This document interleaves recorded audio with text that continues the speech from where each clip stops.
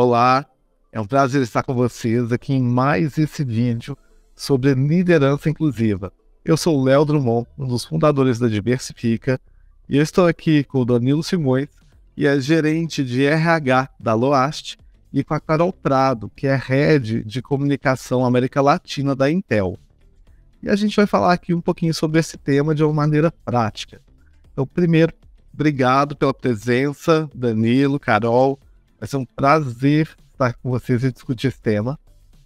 E aí, para a gente começar, eu queria perguntar, quais ações que vocês têm feito para promover uma liderança cada vez mais inclusiva na Intel e na Loast?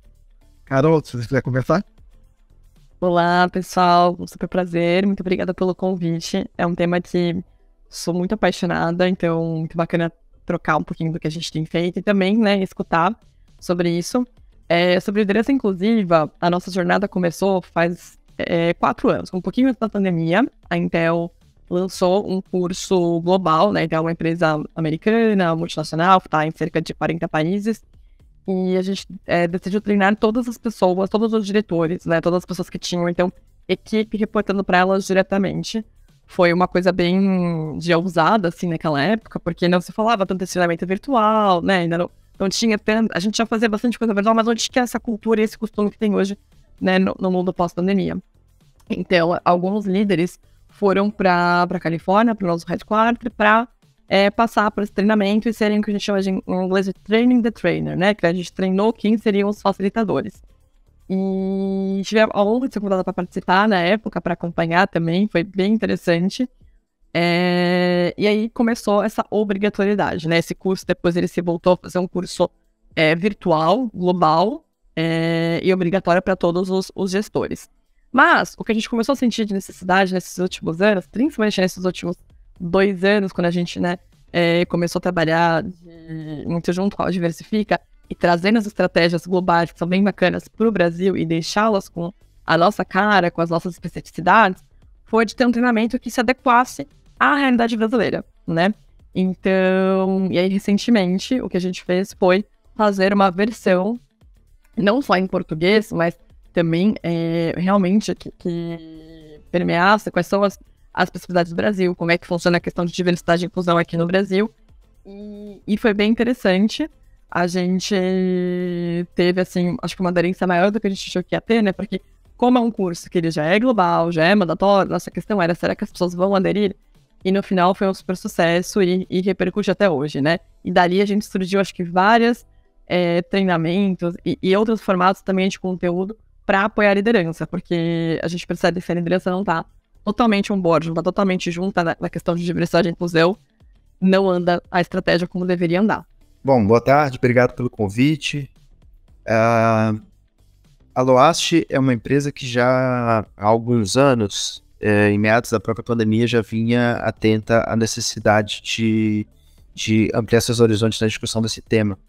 E a formação da liderança inclusiva, ela é parte de um programa maior de diversidade e inclusão. A gente acredita dentro desse programa que o primeiro e principal passo é, com certeza, ter pessoas em posição de gestão, de liderança de outras pessoas que pratiquem uma liderança mais inclusiva.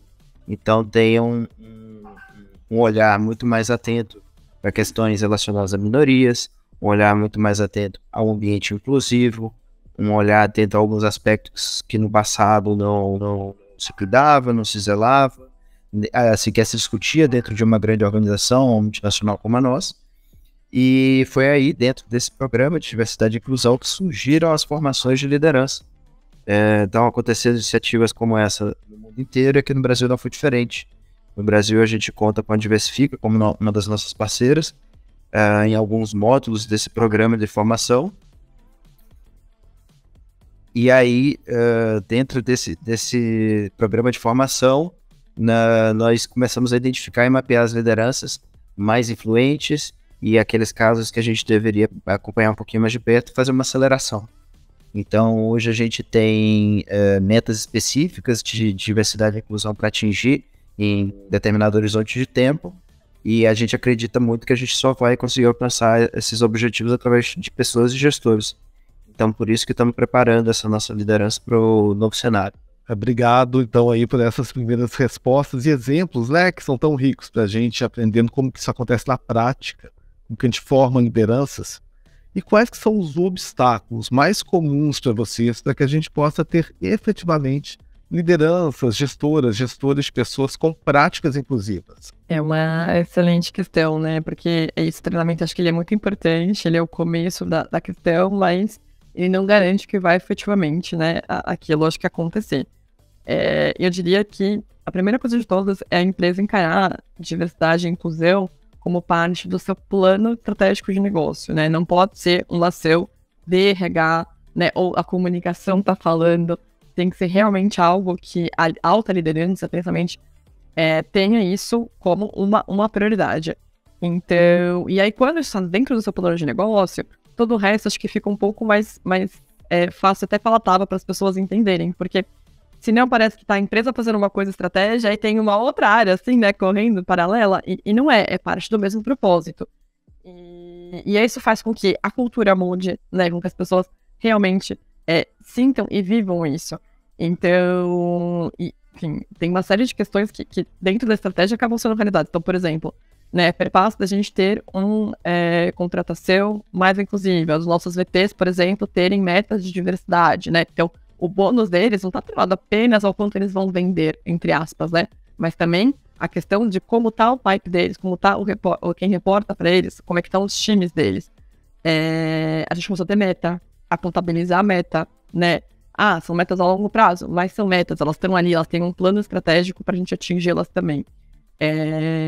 Até porque a gente, como eu falei, até o que diversidade e inclusão é o certo a se fazer, mas nem sempre a gente consegue ganhar as pessoas nesse argumento. Então, quando a gente traz isso para um plano, efetivamente, a gente começa a materializar os pontos, mostrando, né, você cria um monte de argumentos e estratégias para chegar no tão desejado. E aí, isso perpassa a treinar, né, porque é isso, todo mundo tem vieses, inclusive o primeiro módulo, por exemplo, do treinamento da liderança inclusiva, o treinamento global, falar sobre vieses inconscientes, né, então tem um módulo inteiro que você fala disso, porque é isso, a gente tem os viés, não tem como, né, não ter, e como é que a gente combate isso de uma maneira que torne importante para o negócio e reflita na cultura da empresa e das pessoas.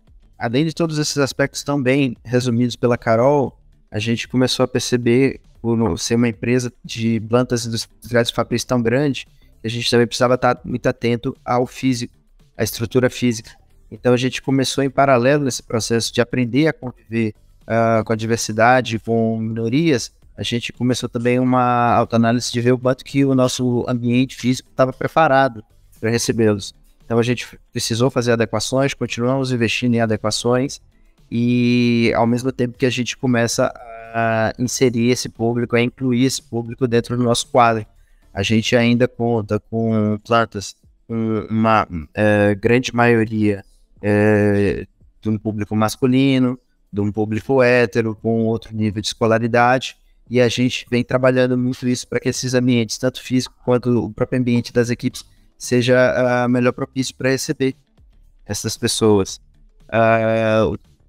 O primeiro ponto de desenvolver gestores de liderança inclusiva é só o primeiro passo que com certeza se reflete depois nas equipes. Eu acho que a liderança inclusiva tem um fator fundamental que faz com que o gestor daquela área comece a perceber aspectos dentro do ambiente dele que ele antes não estava atento, e o quanto que aquilo ali precisava ser trabalhado. Eu acho que é uma das grandes sacadas das formações em lideranças inclusivas ampliar a percepção. Agora há pouco eu estava conversando com o gestor, ele acabou de sair daqui da nossa sala, ele sabia que eu ia dar essa entrevista, e ele falou o quanto que ele aprendeu com as filhas dele para conseguir refletir isso dentro do ambiente de trabalho.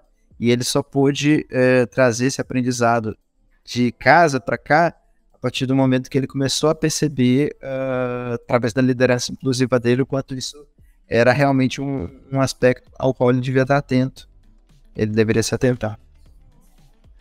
Cara, a gente vê assim, quando a gente fala de liderança inclusiva, pegando as respostas de vocês, como que isso tem que estar como parte da estratégia da organização, como que isso vai ajudar a criar cultura e né, quando a liderança faz parte aí do projeto de diversidade e inclusão, quando ela compra a ideia, quando ela também já está convencida da importância dos resultados de ter um projeto real de diversidade e inclusão, como que isso vai fazer diferença e como que é só assim que a gente consegue, de fato, chegar nos objetivos de ter mais diversidade, uma empresa mais diversa, mais inclusiva, que gere mais respeito para todas as pessoas. E bem, essa conversa aqui, ela foi só o início. A gente vai fazer um corte agora, finalizar esse vídeo, mas tem outro vídeo para a gente continuar a conversa. Até mais.